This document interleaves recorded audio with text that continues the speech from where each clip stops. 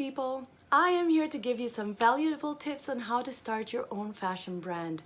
Every week or every other week, depending how fast I can get these videos out, I will be tackling a topic that will break down and help you reach your goal. So grab a pen and a pad and anything else you may need and make yourselves comfortable.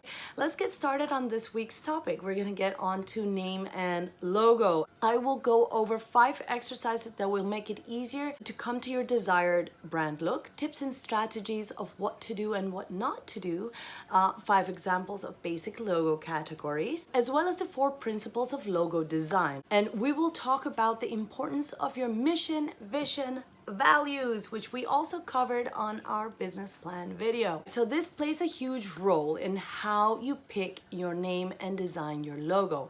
And don't forget to like, subscribe, share with friends or anyone else that you think could benefit from this video. And please feel free to leave me questions or suggestions in the comment box below. I totally would appreciate it. Let me start with my own story. If I knew what I knew now, I would have done things very differently. It was really sheer luck that it actually worked out for me, well, to a certain extent, without any of the marketing strategy knowledge, which I really didn't have at the time. Or perhaps it was just a sign from the universe.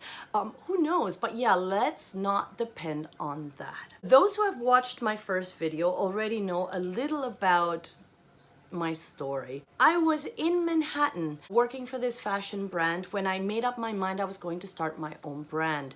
My father was sick at the time. You know, he had just gotten cancer, and my mom and him were living in Bali, and I was also going through a lot of shifts. It was really a crazy year. It included a divorce, meeting someone new who lived across the globe, my father's illness and my mother not being able to cope with it, and just me having this dilemma between loving creating collections but really feeling discouraged and disgusted by the wastage and pollution we contributed in the fashion industry.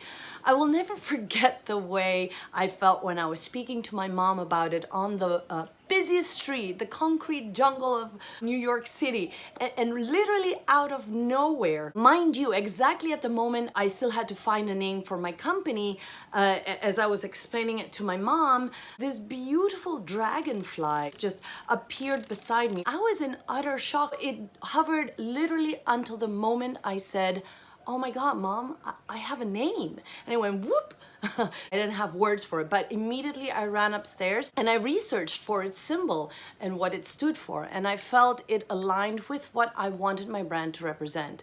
Once that was in place, I was once again lucky enough to have one of my dearest friends. They're an Italian couple, Sarah and Simone, who are a graphic designer, artist, and a website developer, respectively. And when I mentioned my plans, they didn't even hesitate to extend help and support. And I cannot thank them enough. I love you, Sarah and Simone.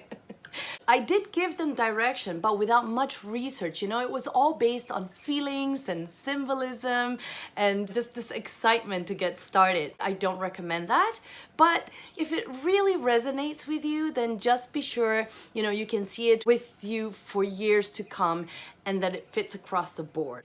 Whether it's a print or as an embroidery or on different surfaces, you know, just visualize it and make sure that it makes sense. Like I said, I love my logo, the intricate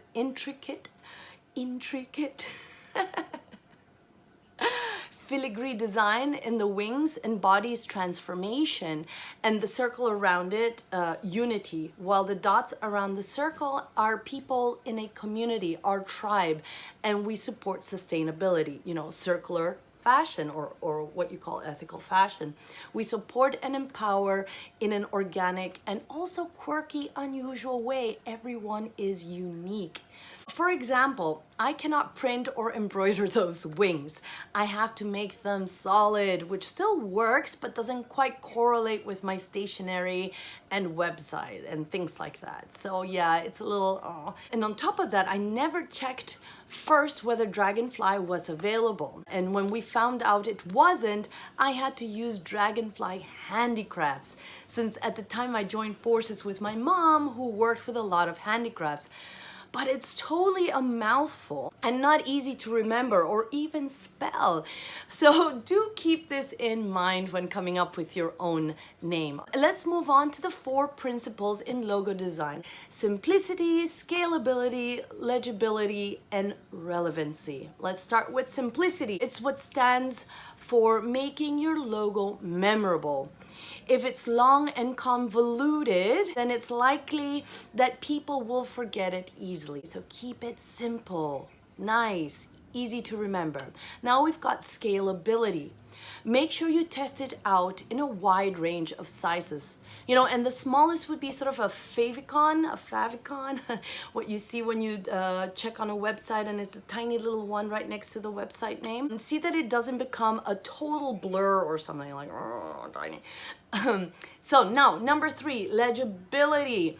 Especially if your brand is a word mark, just a word or name, then it is important we're able to read it.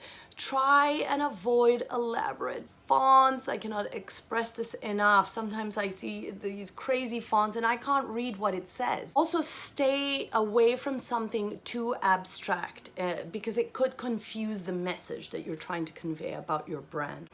Clever is not always better. Then number 4, we have relevancy. Make sure your logo design relates to the message you are trying to communicate. It becomes the voice of your brand, so it needs to be consistent. Now I want to tell you a little about the 5 basic categories of logos. Here we go. Are you ready to write all this down? Number 1, we have symbols or icons. This is great for large international companies. They are exposed to a plethora of cultures, so a symbol can be understood and recognized worldwide. It's simple and bold, but I just would be careful of it for your own company if you are in an extreme small niche. So some companies that use symbols or icons are Apple, Nike, Chase Bank. Number 2, word mark. This only includes your company's name. They are also known as logo types and can include monogram variations for smaller spaces like social media profiles and favicons. Some examples of word marks are Subway, Disney, and Google. The third one is lettermark or monogram logo. It's a type of logo design that consists of letters. The letters are often designed to represent a brand's initial or abbreviation, or just a bunch of letters sometimes, that mean nothing. Some very popular ones are HBO, KFC, and CNN. So now we've got number 4, combination word mark and symbol. Again, self-explanatory. This is quite a versatile version, as you can separate the two depending how you want to use it. Some of them that use this kind of branding are Pizza Hut, Adidas, and Burger King. Now we've got the 5th one, and this one's emblems. Probably not as popular. I think you can see them more in universities and things like that. But this one comprises of a crest-like design with the name of the brand in it. Now, some very popular examples are the Stella Beer, Starbucks, and Harley Davidson. I bet you didn't even really think about that before.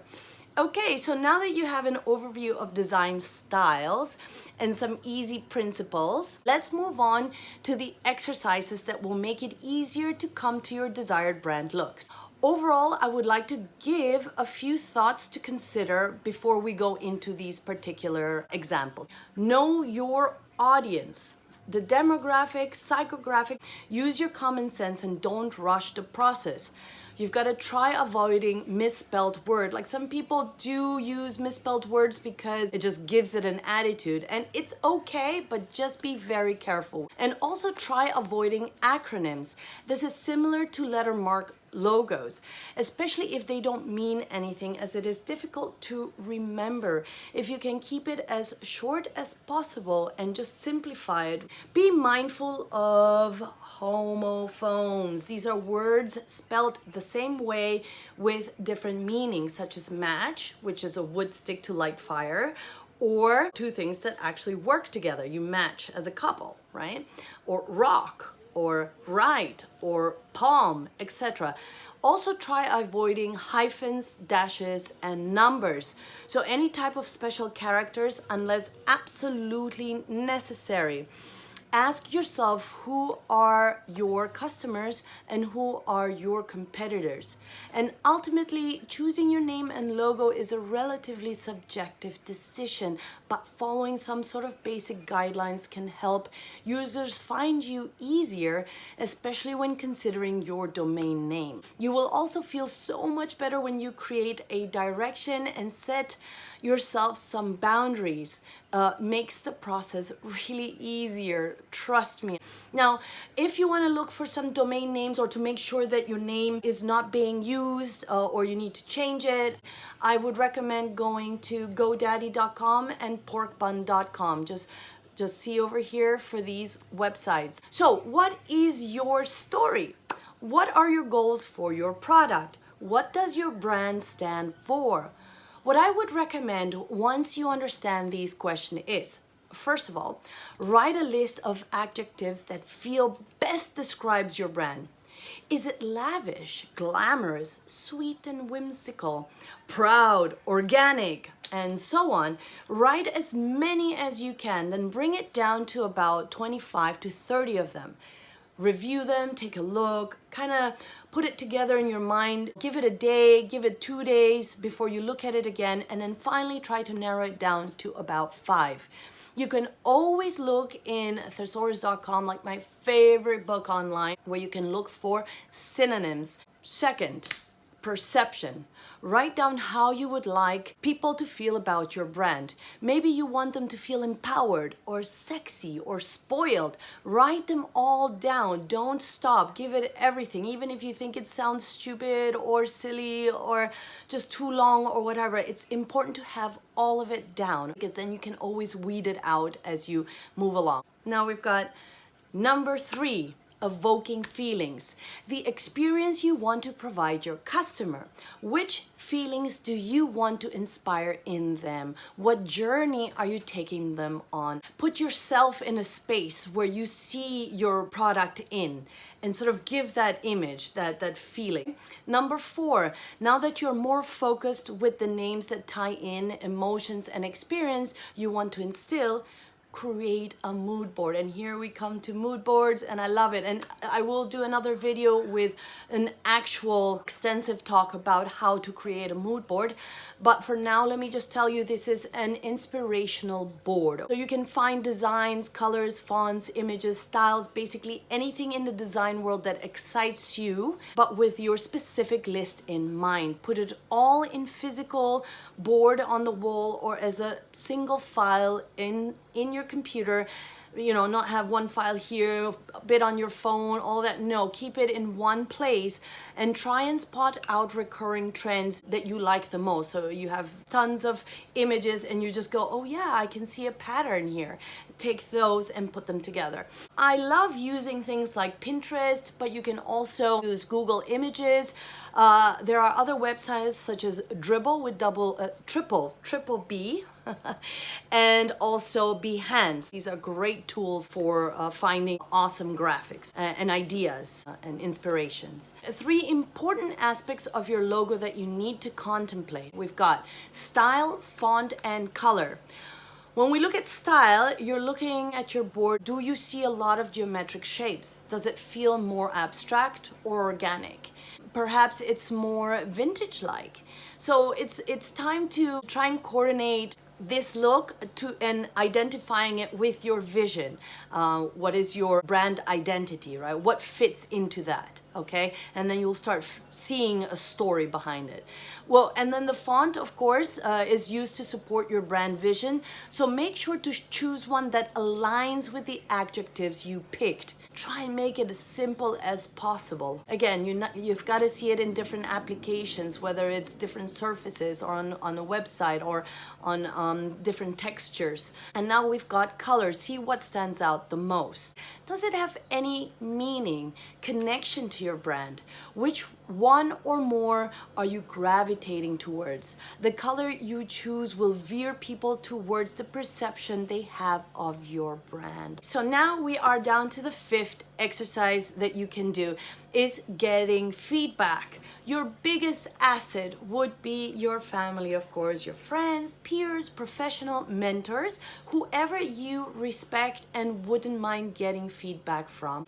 Do ask them to be objective. Put yourself in your customer's shoes to look at your logo with a different perspective. Also keeping in mind if it works in a variety of applications like I mentioned before. Do your research, go on other YouTube channels, check out different websites. What are they doing? How are they doing? What are they selling? Is it easy to embroider it or print it, your name and logo? Keep that in mind. Stay consistent. Like I mentioned in the beginning, I had a lot of trouble with this. That's why this video is so important to me, and I hope that it is important to you, to help you bring together the best logo and name you could possibly think of. Okay, so I think this is like information overload, so let me stop here. But just remember that your logo is the first impression of your business, and make sure it represents your target audience. If you have gone through this process already or are in the middle of it, I would love to hear from you, your story and struggles. And if you can share any other tips with our tribe, that would be amazing. And don't forget to like, subscribe, and share with friends and anyone else that you think could benefit from this video or any one of my other videos. And please remember to send me any comments, questions, suggestions down below at the comment box, okay? I would totally appreciate it. Thank you so much. Have a fantastic day and see you soon.